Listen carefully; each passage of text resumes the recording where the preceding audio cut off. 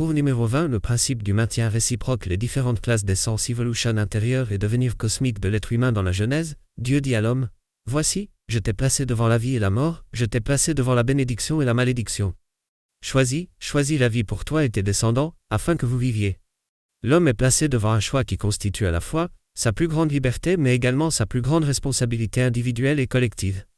En effet, à tout moment, l'être humain peut faire le choix de l'inférieur ou du supérieur, de la guerre ou de la paix, d'être une machine programmée ou essayer d'être un peu plus conscient. C'est souvent par ignorance, inconscience ou égoïsme qu'il pense n'avoir que des droits sur les différents mondes qui l'entourent, que ce soit le monde minéral, végétal ou animal. Il oublie qu'il a également un devoir vis-à-vis de la Terre, qui est celui de la transmettre aux générations futures.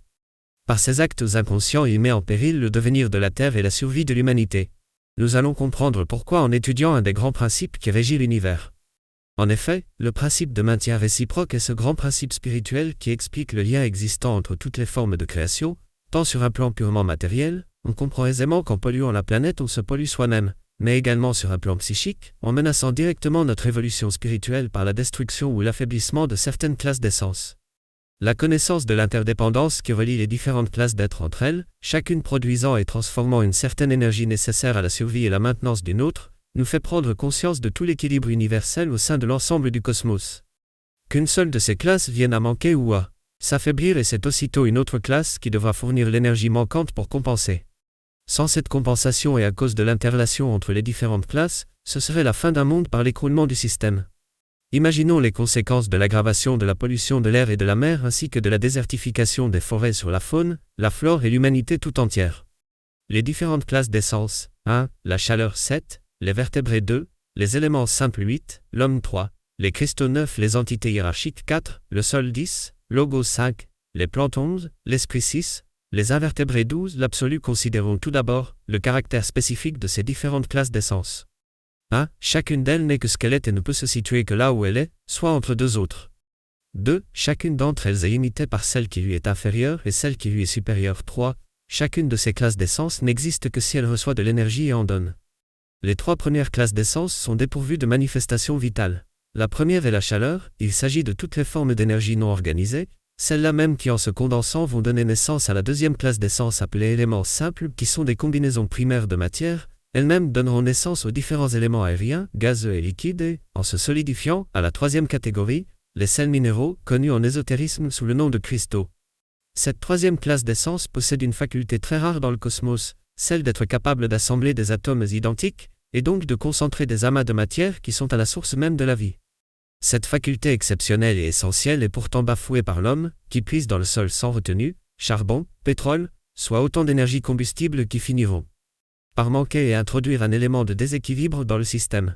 Nous abordons ensuite les classes d'essence sensibles et vivantes, avec le sol, la croûte terrestre, née de l'assemblage des sels minéraux, qui va permettre à la 5e classe d'exister, les plantes, première forme réelle de vie sur Terre. Là encore on ne peut que constater l'attitude inconsciente de l'homme qui de par son action de désertification des forêts perturbe considérablement l'équilibre et l'échange d'énergie indispensable au maintien réciproque. Le monde végétal, se nourrissant des cristaux et des sols, a la propriété de fournir toutes sortes de substances influençant non seulement notre devenir physique mais également notre psychisme, soit notre âme et notre esprit. Cette faculté est pratiquement oubliée de nos jours par l'homme. On connaît pourtant bien les effets sur notre psychisme de certaines drogues issues de plantes comme le pavot ou le chanvre, mais on oublie qu'il en est ainsi de tous les végétaux. La dégénérescence du monde végétal et la mauvaise qualité de la nourriture étant, d'après Rudolf Steiner, à l'origine de la décadence spirituelle de ces derniers siècles. D'où l'importante nécessité de soutenir tous les mouvements écologiques de la planète. Que notre but soit matériel ou spirituel, 6e classe d'essence les invertébrés, appelés aussi en occultisme, êtres vivants unicéphales, ne possèdent qu'un cerveau physique. Leur caractéristique principale est la production d'une énergie créatrice très proche de notre énergie sexuelle. Pour comprendre ce lien entre le monde des invertébrés et l'énergie sexuelle, il nous suffit d'observer la relation étroite entre les végétaux et les insectes, ce sont ces derniers qui permettent la reproduction des plantes par la pollinisation. Aussi nous ne nous étonnerons pas si, en détruisant les insectes, nous détruisons la source d'énergie créatrice indispensable à la reproduction. Avec la 7e classe d'essence, nous abordons les vertébrés, appelés êtres vivants bicéphales, car dotés d'un cerveau physique et d'un cerveau émotionnel, ils ne possèdent pas de centre de la pensée comme les êtres humains, êtres vivants tricéphales. Dotés d'un corps astral, les animaux ont une dimension émotionnelle, ils sont capables de toutes sortes de sentiments, curiosité, excitation, colère, cruauté, etc. et produisent de ce fait une qualité d'énergie indispensable au maintien de l'harmonie de la vie. Or, là aussi, nous pouvons comprendre les graves conséquences de la disparition de certaines espèces animales. Il s'agit de la régression de l'homme vers plus de bestialité, et ce afin de compenser cette énergie manquante nécessaire à l'harmonie cosmique que produisent les animaux. Ceci nous explique pourquoi nous rencontrons, un peu partout dans le monde, une humanité de plus en plus cruelle et bestiale. La cause en est réellement spirituelle et non pas politique ou sociale, il s'agit de la destruction du monde animal.